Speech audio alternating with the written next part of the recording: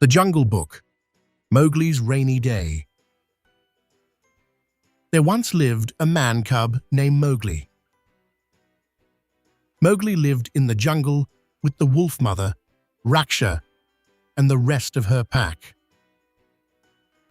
He had many friends from all parts of the jungle, the leisurely turtles, and the spirited flying squirrels, the chatty pangolins and porcupines, and the honest rhinos. But none were quite like Bagheera, the wise panther, or Baloo, the happy bear.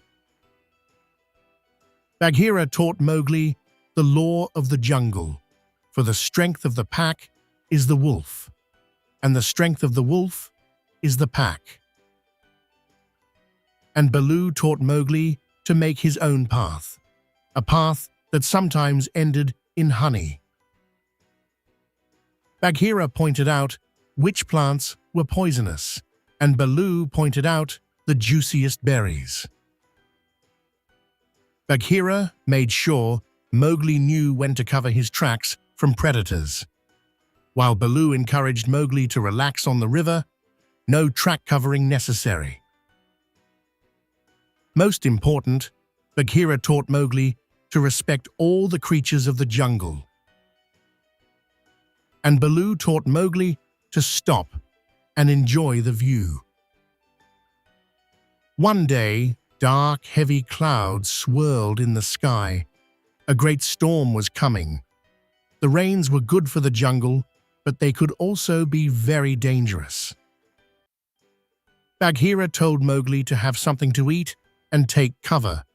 The storm would start at any moment. While Baloo liked the idea of eating, he was not worried.